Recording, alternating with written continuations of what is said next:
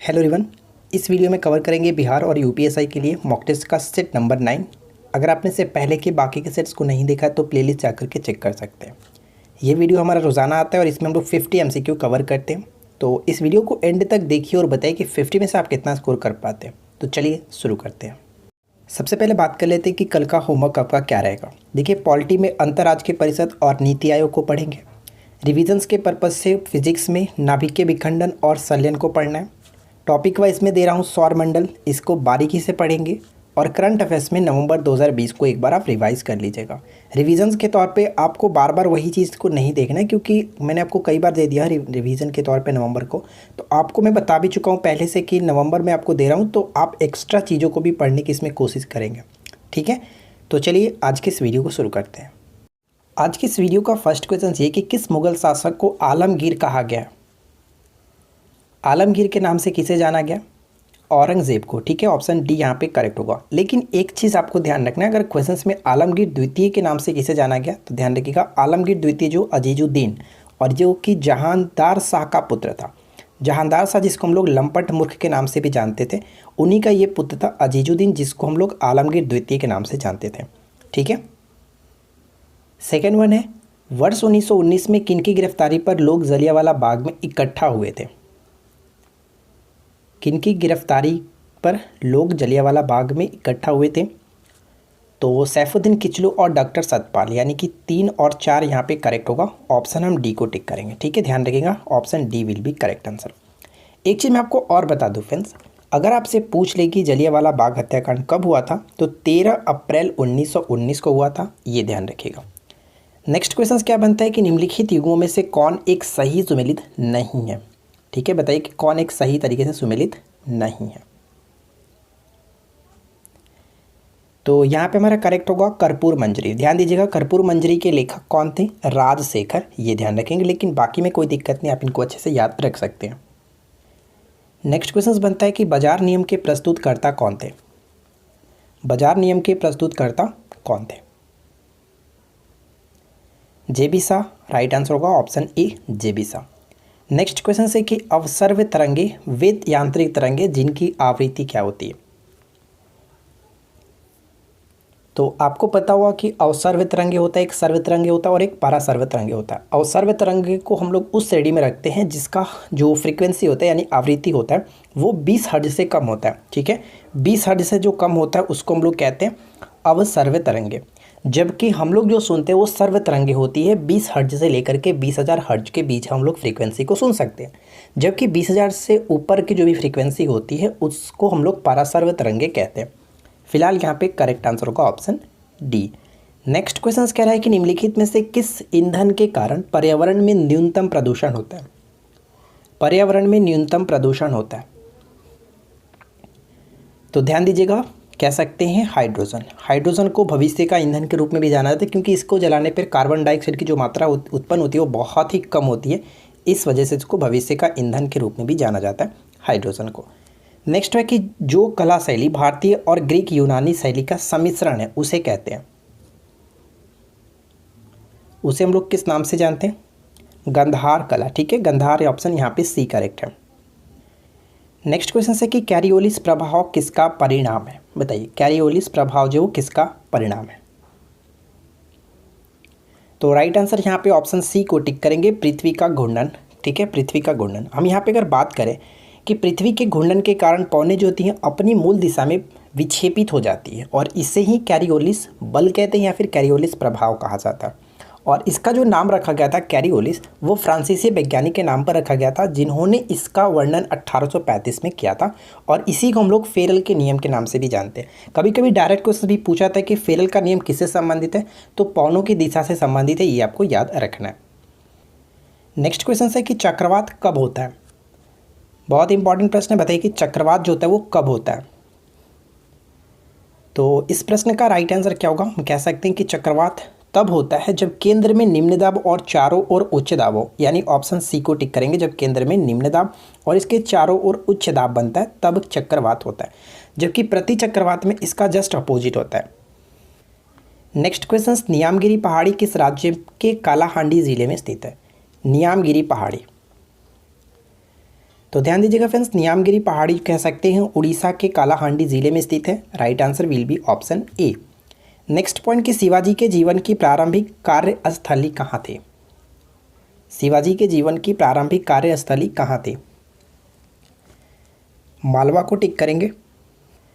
Next one एक बनता है कि निम्न में से कौन सुमेलित नहीं है? 4 पॉइंट्स दिए गए, चारों को अच्छे से पढ़िए और बताइए कि कौन यहाँ पे गलत तरीके से मैच किया गया। समता या फिर समानता का अधिकार 14 से 18, बिल्कुल सही। शोषण के विरोध अधिकार यहाँ पे जो होता है वो 23-24 होता है, इसलिए ये पॉइंट्स हमारा गलत है। धार्मिक स्वतंत्रता का अधिकार 25 से 28 तक, जबकि सांस्कृतिक व शिक्षा के अधिकार 29 से 30, ये बिल्कुल सही है। यहाँ पे गलत जो है ऑप्शन बी गलत किया गया। ठीक है, आगे देखिए।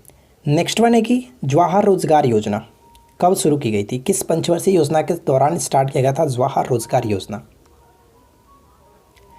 तो हम कह सकते हैं कि जवाहर रोजगार योजना की सबसे पहले स्टार्टिंग बात करें तो कह सकते हैं कि जवाहर रोजगार योजना 1989 में स्टार्ट किया गया था। और 1989 का मतलब हम ये कह सकते हैं कि जो हमारा 7वीं पंचवर्षीय योजना था वो था 1985 से 90 तक।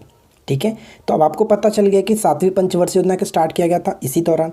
और इसके अंतर्गत और भी योजनाएं थी, जैसे इंदिरा आवास योजना जो कि 85-86 में स्टार्ट किया गया था, और उसी के साथ साथ नेहरू रोजगार योजना, और ये स्टार्ट किया गया था, ये भी आपको याद रखना है।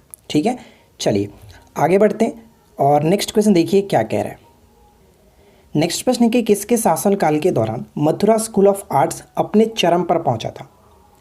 मथुरा स्कूल्स ऑफ आर्ट्स जो अपने चरम पर पहुंचा था, तो गुप्त काल में ये चरम पर पहुंचा था, चरमोत्कर्ष पर। ऑप्शन सी यहाँ पे करेक्ट आंसर होगा। एक छोटा सा अपडेट मैं आपको और देना चाहता हूँ, जो लोग भी अभी तक हमारे ऑनलाइन टेस्ट सीरीज़ के साथ नहीं जुड़े हैं, आप यहाँ पे हमारे साथ ज्वाइन हो सकते हैं। मात्र 30 रुपये में आपको इस सेट में जोड़ने का मौका दिया जा रहा है, जिसमें डेली 50 MCQ के साथ मॉक टेस्ट लिया जाता है बिहार SI प्री के लिए, और साथ ही साथ 100 क्वेश्चन के साथ संडे को फुल मॉक टेस्ट होता है। टेस्ट के बाद रैंक लिस्ट जारी किया जाता है, PDF भी प्रोवाइड कराया जाता है।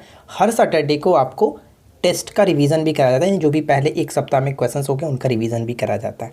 तो अगर आप इंटरेस्ट रखते हैं तो आप दिए गए व्हाट्सएप नंबर पे बात कर सकते हैं, और इसी पे आपको पेमेंट करके स्क्रीनशॉट भी सेंड करना होगा, आपको व्हाट्सएप में ऐड कर दिया जाएगा। ठीक है, नेक्स्ट क्वेश्चन कह रहा है कि निम्नलिखित में से कौन सा कथन जो कि धातुओं के बारे में सच नहीं है, यानी कि धातुओं के बारे में सही नहीं है? तो चारों पॉइंट्स को अच्छे से पढ़िए और बताइए कि कौन सा यहाँ पे गलत है। पहला पॉइंट से कि धातु भारी होते हैं और जब किसी धातु के साथ टकराते हैं तो उनमें ध्वनि उत्पन्न होता है, बिल्कुल सही है। पारा जो एक कह सकते हैं मरकरी मेटल कमरे के तापमान पर ठोस होता है, ये पॉइंट्स गलत है। क्यों गलत है? क्योंकि पारा धातु जो होता है वो कमरे के तापक्रम पर एकमात्र ऐसा धातु है जो कि लिक्विड फॉर्म में होता है, इस वजह से ये पॉइंट्स हमारा गलत होगा। धातु का उच्च घनत्व होता है, सही है। धातुओं को पीट करके सीट में परिवर्तित किया जा सकता है, यानी तीनों पॉइंट्स यहाँ पे सही, सिर्फ और सिर्फ बी गलत था, ये ध्यान रखिएगा। और आपको पता है कि अगर अधातु के फॉर्म में हम बात करें यहाँ पे, तो धातु क्या था? पारा धातु। एक होता है ब्रोमीन। ब्रोमीन अधातु होता है जो कि लिक्विड फॉर्म में कमरे के टेम्परेचर पे होता है, रूम टेम्परेचर पे लिक्विड फॉर्म में होता है। नेक्स्ट वन है कि कलहण की राजतरंगिणी किस शताब्दी में लिखी गई थी? कलहण की राजतरंगिणी जो किस शताब्दी में लिखी गई थी? तो यहाँ पे करेक्ट आंसर क्या होगा? कलहण की राजतरंगिणी कह सकते हैं 1148 से 50 के अंदर लिखा गया था। और ये तो 1148 से 50 का मतलब ये हुआ कि ये 12वीं शताब्दी में लिखी गई थी। तो ये ध्यान रखिएगा, ऑप्शन हम यहाँ पे सी को टिक करेंगे, 12वीं शताब्दी में। नेक्स्ट वन है कि निम्नलिखित में से कौन सा पहला स्मारक पूरी तरह से सफ़ेद संगमरमर से बना था? बताइए कि पूरी तरह से सफ़ेद संगमरमर से बना है। तो यहाँ पे हमारा करेक्ट आंसर क्या होगा? ऑप्शन बी, इत्माद-उद-दौला का जो मकबरा था वो पूरी तरह से कह सकते हैं सफ़ेद संगमरमर से बना था। और इससे जुड़ी कुछ पॉइंट्स हम यहाँ पे कवर कर लेते हैं। देखिए क्या क्या चीज़ें दी गई है। जो नूरजहाँ थी, नूरजहाँ ने अपने पिता की स्मृति में आगरा में यमुना नदी के किनारे इस मकबरा को बनाया था, इत्माद-उद-दौला का मकबरा बनवाया था। और हम कह सकते हैं कि यह उनके पिता गियास-उद-दीन बेग जो कि जहांगीर के दरबार में एक मंत्री भी थे, उन्हीं की ये स्मृति में बनाया गया था। ठीक है, और यहाँ पे हम कह सकते हैं जो इनका जो पिता थे गियास-उद-दीन, तो इनको इत्मीद-उद-दौला का मकबरा नूरजहाँ के पिता मिर्ज़ा गियास बेग को समर्पित है। और इनको ये उपाधि मिली थी इत्मीद-उद-दौला, और ये उपाधि अकबर ने दिया था, ये ध्यान रखिएगा। ठीक है, अकबर ने दिया था। नेक्स्ट क्वेश्चन कह रहा है कि मुकुंदरा पहाड़ी बाघ अभयारण्य किस राज्य में स्थित है? मुकुंदरा पहाड़ी बाघ अभयारण्य जो वो किस राज्य में स्थित है? तो ये पड़ता है राजस्थान में, D will be correct answer. Next question की कौन सा वेद गद और पद दोनों में लिखा गया? गद और पद दोनों में लिखा गया कौन सा वेद? तो वेदों की संख्या 4 है और जिसमें सबसे पहला जो होता है ऋग्वेद होता है। सेकंड नंबर पे हमारा था कह सकते हैं यजुर्वेद, सामवेद थर्ड नंबर पे और फोर्थ नंबर पे यजुर्वेद। तो जो सेकंड यहाँ पे देख रहे हैं यजुर्वेद, इसी को कह सकते हैं कि ये गद और पद दोनों में लिखा गया था। यहाँ पे C will be correct answer. Next question कह रहा है कि निम्नलिखित में से किसने भारत को स्वतंत्रता प्राप्त करने के बाद भारतीय राष्ट्रीय कांग्रेस के समापन का सुझाव दिया था? ये क्वेश्चन काफ़ी इंपॉर्टेंट है, एकदम वीवीआई प्रश्न है, इसको याद रखेंगे। किसने ये सुझाव दिया था कि भारतीय स्वतंत्रता प्राप्त करने के बाद भारतीय राष्ट्रीय कांग्रेस को समापन करना चाहिए? सुझाव किसने दिया था? महात्मा गांधी ने ये सुझाव दिया था। अगला प्रश्न कि केरल में विशु किस माह में मनाया जाता है? केरल में जो विशु है वो किस माह में मनाया जाता है? यहाँ का एक त्यौहार है और ये प्रत्येक वर्ष कह सकते हैं कि अप्रैल में मनाया जाता है। डी यहाँ पे करेक्ट होगा। नेक्स्ट वन देखिए, मड़ई त्यौहार निम्नलिखित में से किस राज्य का एक आदिवासी त्यौहार है? मड़ई त्यौहार, तो मड़ई त्यौहार हम कह सकते हैं छत्तीसगढ़। यहाँ पे करेक्ट आंसर है ऑप्शन बी को टिक करेंगे। अगला प्रश्न कह रहा है कि संथारा किस धर्म से संबंधित एक धार्मिक अनुष्ठान है? बताइए संथारा। ये क्वेश्चन भी इंपॉर्टेंट होगा, एकदम याद रखेंगे। संथारा का संबंध जैन धर्म से हो जाता है और ये संथारा क्या था तो हम यहाँ पे छोटे से पॉइंट्स में पढ़ सकते हैं। देखिए क्या क्या चीज़ें थी। जैन धर्म में ऐसी मान्यता है कि जब कोई व्यक्ति या फिर जैन मुनि अपनी ज़िंदगी पूरी तरह से जी लेता है और शरीर उसका साथ देना छोड़ देता है तो उस वक्त वो संथारा ले सकता है। संथारा को संलेखना भी कहा जाता है। यहाँ ध्यान रखेंगे, संथारा को संलेखना भी कहा जाता है। हो सकता है कि संथारा ना लिख करके एग्जाम्स में सलेखना पूछ दे, ठीक है। तो दोनों का मतलब एक ही है और संथारा एक धार्मिक संकल्प है। फ्रेंड्स, अगर आपको क्वेश्चंस अच्छे लग रहे हैं, वीडियो अच्छी लगी तो प्लीज़ वीडियो को लाइक कर दीजिएगा, दोस्तों के साथ शेयर कर दीजिएगा, साथ ही साथ चैनल को सब्सक्राइब करके रखिए, नोटिफिकेशन बेल को ऑन कर लीजिए। नेक्स्ट प्रश्न कह रहा है कि भारत सरकार ने फाइलेरिया उन्मूलन का लक्ष्य कब तक रखा? फाइलेरिया उन्मूलन का लक्ष्य जो वो कब तक रखा है? 2030। डी यहाँ पे करेक्ट आंसर है, 2030 तक। अगला प्रश्न कह रहा है कि भारत सरकार आयकर अधिनियम की धारा 88 में उपबंध आयकर छूट को समाप्त करने की सिफारिश किस समिति ने की थी? तो आयकर छूट को समाप्त करने की सिफारिश किस समिति ने की थी? केलकर समिति। C will be correct answer, Kelkar समिति। नेक्स्ट वन क्या कह रहा है कि निम्नलिखित में से किस शासक वंश ने मंदिरों एवं ब्राह्मणों को सबसे अधिक ग्राम अनुदान दिए थे? ब्राह्मणों को भूमि अनुदान देने की जो प्रथा स्टार्ट की थी वो सतवाहन के समय में स्टार्ट हुआ था, लेकिन सबसे अधिक जो ग्राम अनुदान दिए गए थे वो गुप्त वंश में दिया गया था। यहाँ पे बी करेक्ट है। नेक्स्ट वन है कि ऊर्जा परिणाम की खोज के लिए 1918 में किस वैज्ञानिक को नोबेल पुरस्कार दिया गया था? तो जो ये नोबेल पुरस्कार दिया गया था, राइट आंसर होगा ऑप्शन डी, लुडविग प्लैंक। यहाँ पे ध्यान रखेंगे, option D will be correct answer. Next one है कि भारत में राष्ट्रीय आय का प्राकलन किया जाता है। राष्ट्रीय आय का जो प्राकलन है वो किया जाता है किसके द्वारा? तो ऑप्शन हम बी को टिक करेंगे, केंद्रीय सांख्यिकी संगठन के द्वारा। यहाँ पे B will be correct answer, जिसको सीएसओ कहते हैं। नेक्स्ट क्वेश्चन की हड़प्पीय स्थलों को खुदाई में ऊँट की हड्डियाँ कहाँ से प्राप्त हुई है? ऊँट की हड्डियाँ जो वो कहाँ से प्राप्त हुई है? तो ऑप्शन हम यहाँ पे बी को टिक करेंगे, कालीबंगन से। और आपको पता है कि कालीबंगन से और भी बहुत सारी चीज़ें मिली हैं, जैसे कि अगर हम बात करें कि अलंकृत ईंटों का साक्ष्य भी यहीं से मिला है, जूते हुए हल के साक्ष्य भी यहीं से मिला, साथ ही साथ एक ही खेत में 2 अलग अलग फसल उगाए जाने का साक्ष्य भी यहीं से प्राप्त हुआ है। और यहाँ पे आपने देखा ऊँट की हड्डियाँ जो प्राप्त हुई है वो कालीबंगन से। कालीबंगन राजस्थान में पड़ता है, घग्गर नदी के किनारे। नेक्स्ट वन, इनमें से कौन राज्य के नीति निर्देशक सिद्धांतों में सम्मिलित नहीं है? राज्य के नीति निर्देशक सिद्धांतों में सम्मिलित नहीं है। राज्य का नीति निर्देशक सिद्धांत जो इसका आर्टिकल 36 से लेकर के 51 के अंतर्गत आता है और भाग 4 में है, आयरलैंड के संविधान से लिया गया था। तो इतना तो ध्यान रखना ही रखना है। अगर हम बात करें सूचना का अधिकार, सूचना का अधिकार इसके अंतर्गत नहीं आता। सूचना का अधिकार एक मौलिक अधिकार के अंतर्गत आता है, इस वजह से हम यहाँ पे ऑप्शन डी को टिक करेंगे। मौलिक अधिकार सूचना का अधिकार से अगर हम बात करें, इसको हम आरटीआई कहते हैं, राइट टू इन्फॉर्मेशन। तो ये जो है इसको प्रस्तावित किया गया था 15 जून 2005 के इसके बारे में पारित किया गया था, घोषणा किया गया था, लेकिन इसको पूरी तरह से जब लागू किया गया था वो 12 अक्टूबर 2005 था। तो इन 2 डेट्स को अच्छे से याद रखेंगे। नेक्स्ट क्वेश्चन है कि निम्नलिखित में से कौन सा एक व्यय भारत की संचित निधि पर भारित नहीं है। भारत की संचित निधि पर भारित नहीं है। संचित निधि आर्टिकल 266 के अंतर्गत आता है। तो यहाँ पे देखिए संचित निधि पर भारित नहीं है, तो right answer will be option B, Bharat के उपराष्ट्रपति का वेतन एवं भत्ते, बी को टिक करेंगे। देखिए इसके बारे में मैंने यहाँ पे डिटेल में लिख रखा है, चाहे तो आप अच्छे से स्क्रीनशॉट लेकर करके इसे बाद में भी पढ़ सकते हो या फिर अभी भी देख लीजिए। भारत के संचित निधि से भारत के राष्ट्रपति का वेतन और भत्ते, भारत के उच्चतम न्यायालय के न्यायाधीशों के वेतन एवं भत्ते, साथ ही साथ लोकसभा अध्यक्ष का वेतन और भत्ते दिए जाते हैं, जबकि भारत के उपराष्ट्रपति वेतन एवं भत्ते राज्यसभा के सभापति के रूप में प्राप्त होता है। क्लियर। अगला प्रश्न, 6 वर्ष की आयु से 14 वर्ष की आयु के बीच के सभी बच्चों को शिक्षा का अधिकार कौन सा अधिकार है, किसके अंतर्गत यहाँ पे सम्मिलित होगा? 6 वर्ष से 14 वर्ष की आयु के सभी जो बच्चे होंगे, शिशु होंगे, उनकी शिक्षा का अधिकार कह सकते हैं कि मूल अधिकार के अंतर्गत आता है। ठीक है, मूल अधिकार, ऑप्शन बी करेक्ट है। नेक्स्ट वन है कि निम्नलिखित में से किसी भौगोलिक क्षेत्र को, यहाँ पे थोड़ा सा मिस्टेक है, अनुसूचित क्षेत्र होगा, ठीक है, घोषित करने का संवैधानिक अधिकार किसको है? तो ये जो अधिकार दिया गया कह सकते हैं राष्ट्रपति को है, ऑप्शन डी करेक्ट होगा। यहाँ पे हम पढ़ सकते हैं कि किसी भौगोलिक क्षेत्र को अनुसूचित क्षेत्र घोषित करने का संवैधानिक अधिकार राष्ट्रपति को है, और संविधान के भाग 10 के अनुच्छेद 244 एवं 244 के क में अनुसूचित एवं अनुसूचित जनजाति के विषय में प्रावधान किया गया। ठीक है, तो ये आपको याद रखना है। नेक्स्ट क्वेश्चन से कि श्रम गहन उद्योग वह है जहाँ पे, श्रम गहन उद्योग, तो श्रम गहन उद्योग हम वहाँ पे कह सकते हैं जहाँ पर अधिक श्रमिकों को रखा जाता है, सी यहाँ पे करेक्ट आंसर होगा। हिंदू समृद्धि दर का संबंध किस समृद्धि दर से है? हिंदू समृद्धि दर का संबंध बताइए कि किस समृद्धि दर से है? तो यहाँ पे हमारा राइट आंसर हो जाएगा ऑप्शन ए, यानी कि सकल राष्ट्रीय उत्पाद। देखिए हम यहाँ पे पढ़ सकते हैं कि हिंदू समृद्धि दर का संबंध सकल राष्ट्रीय उत्पाद या फिर राष्ट्रीय आय से है। जिस प्रकार हिंदुओं में जिस दर से जाति समृद्धि बढ़ रही है, उसी प्रकार राष्ट्रीय आय भी बढ़ रही है। नेक्स्ट वन देखिए क्या है कि मौद्रिक नीति निर्माण भारत में कौन करता है?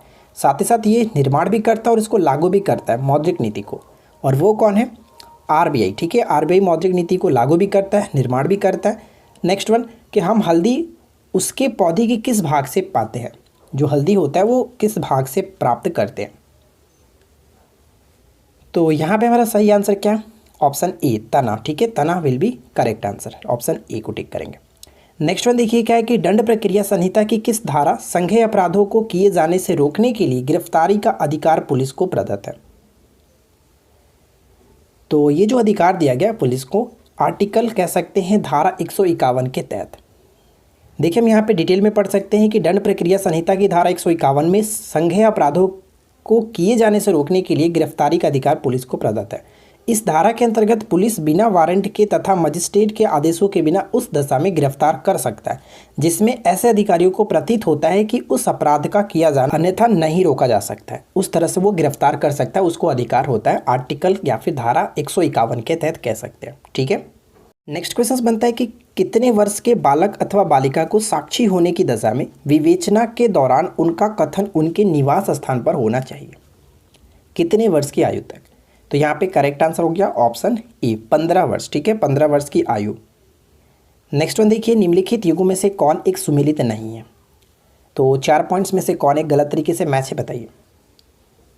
तो ध्यान दीजिएगा, बेलग्रेड जो है टेन्यूब नदी पे बिल्कुल सही। लिस्बन की बात करते हैं, पुर्तगाल की राजधानी होती है लिस्बन, और ये हमारा टाइबर नदी पे नहीं है। टाइबर नदी पे इटली की राजधानी रोम स्थित है, ये तो करेक्ट है, लेकिन लिस्बन जो होता है वो टंगस नदी पर स्थित है, ये ध्यान रखिएगा। बाकी में कोई दिक्कत नहीं, इसको अच्छे से याद रखेंगे। नेक्स्ट क्वेश्चन से कि चौराहे पर मुड़ते समय साइकिल सवार पर केंद्र की ओर लगता कौन सा बल है? केंद्र की ओर कौन सा बल लगता है? तो उस बल को हम लोग कहते हैं अभिकेंद्रीय बल। ठीक है, अभिकेंद्रीय बल, ऑप्शन ए करेक्ट है। नेक्स्ट वन है कि जब 2 kg वाले द्रव्यमान पर 5 न्यूटन का बल लगाया जाता है तो उत्पन्न होने वाला त्वरण क्या होगा, एक्सेलरेशन क्या होगा? तो इसको कुछ नहीं करना है, गति का जो दूसरा समीकरण प्राप्त होता है, गति के दूसरे नियम से जो व्यंजक प्राप्त होता है F बराबर m है, बस इसी के थ्रू हम यहाँ पे निकाल सकते हैं। हमें यहाँ पे त्वरण निकालना है, यानी कि F/m कर सकते हैं, और 5 है ऊपर में न्यूटन, और मास जो दिया गया यानी कि द्रव्यमान 2, तो 2.5 यहाँ पे करेक्ट आंसर हो जाता है। ठीक है, 2.5 राइट आंसर क्या होगा? अब यहाँ पे थोड़ा सा ध्यान दीजिएगा, ऑप्शंस में 2.5 तो 2 जगह दिख रहा है, लेकिन आपको पता होना चाहिए कि जो एक्सेलरेशन का यूनिट होता है वो मीटर प्रति सेकेंड स्क्वायर होता है। ठीक है, यहाँ पे राइट आंसर ऑप्शन ए को टिक करेंगे। 2.5 मीटर प्रति सेकेंड स्क्वायर। नेक्स्ट वन क्या कह रहा है कि सूर्य के चारों ओर घूमने वाले पृथ्वी के लिए कौन सा बल जिम्मेदार है? सूर्य के चारों ओर घूमने वाले पृथ्वी के लिए कौन सा बल जिम्मेदार है? तो ऑप्शन डी को टिक करेंगे, गुरुत्वाकर्षण बल। ठीक है, गुरुत्वाकर्षण का नियम किसने दिया था? तो न्यूटन ने दिया था, ये भी ध्यान रखेंगे। और इससे संबंधित कुछ पॉइंट्स जो कि एग्जाम्स में पूछे जाते हैं, जैसे गुरुत्वाकर्षण वो आकर्षण बल है जो कि प्रत्येक दो वस्तुओं के बीच लगता है, द्रव्यमान के कारण कार्य करता है। ठीक है, इसका फॉर्मूला क्या होता है, आप इस फॉर्मूले को भी याद रखिएगा, F = Gm1m2 अपॉन में r², ये इसका फार्मूला होता है। और साथ ही साथ यहाँ पे जो आप कैपिटल G देख रहे हैं, एक प्रकार का कह सकते हैं कि ये एक कॉन्स्टेंट होता है, यानी कि गुरुत्वाकर्षण नियतांक होता है, जिसकी वैल्यू एग्जाम्स में अक्सर पूछी जाती है। 6.67 × 10⁻11 न्यूटन मीटर स्क्वायर प्रति kg²। ये ध्यान रखिएगा, इसका यूनिट बहुत इंपॉर्टेंट है, न्यूटन मीटर स्क्वायर प्रति kg², ये बहुत ज़्यादा इंपॉर्टेंट हो जाता है। नेक्स्ट क्वेश्चन की टेस्ला, बताइए कि टेस्ला किसका यूनिट है?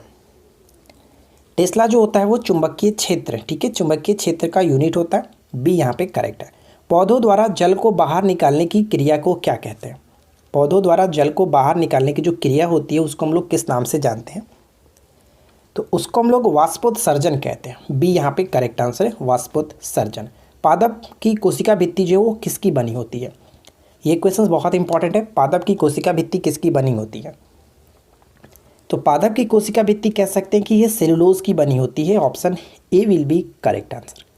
नेक्स्ट क्वेश्चन, निम्नलिखित में से किस धातु को चाकू द्वारा आसानी से काटा नहीं जा सकता है? बताइए, नहीं जा सकता है।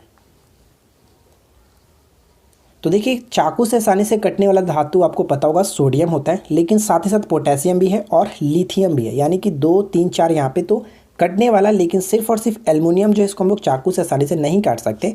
इस वजह से ऑप्शन हम यहाँ पे डी को टिक करेंगे, केवल और केवल 3। D will be correct answer. Next one है कि प्रोड्यूसर गैस इनका मिश्रण है। तो बताइए कि प्रोड्यूसर गैस जो किसका मिश्रण है? प्रोड्यूसर गैस में कह सकते हैं कार्बन मोनोऑक्साइड और नाइट्रोजन गैस का मिश्रण होता है। और कभी कभी पूछा जाता है कि कार्बन मोनोऑक्साइड और हाइड्रोजन गैस के मिश्रण को किस नाम से जानते हैं? भाप अंगार गैस के नाम से जाना जाता है। फिलहाल करेक्ट आंसर ऑप्शन ए होगा। ज़ेरोफाइट्स इन क्षेत्रों की किन क्षेत्रों में पाए जाते हैं? बताइए। ज़ेरोफाइट, तो ज़ेरोफाइट जो हम कह सकते हैं वो एक प्रकार के रेगिस्तानों में उगने वाले जो भी वनस्पति होते हैं उनको हम ज़ेरोफाइट्स कहते हैं। बी करेक्ट आंसर है। नेक्स्ट वन है कि डायबिटीज़ रोगियों द्वारा इस्तेमाल किए जाने वाले स्वीटनर में ऊर्जा की मात्रा कितनी होती है? डायबिटीज़ रोगियों द्वारा इस्तेमाल किए जाने वाले स्वीटनर में ऊर्जा की मात्रा कितनी होती है? तो उनको 0 कैलोरी की मात्रा उसमें होती है। यहाँ पे डी करेक्ट होगा। तो फ्रेंड्स, उम्मीद करता हूँ कि 50 क्वेश्चंस में आपने काफ़ी अच्छी स्कोरिंग कर ली होगी। नीचे कमेंट्स करके बताइएगा कि आपने आउट ऑफ 50 से स्कोर कितना किया। वीडियो कैसी लगी ज़रूर बताएं। साथ ही साथ एक छोटा सा क्यूज का क्वेश्चन भी आपके लिए लगा रखा है मैंने, तो इसका राइट आंसर नीचे कमेंट्स करके बताइएगा कि लोलक की आवर्तकाल किस पर निर्भर करता है। ठीक है, तो मिलते हैं किसी और वीडियो में नेक्स्ट टॉपिक के साथ। Thanks for watching, keep learning, have a good day.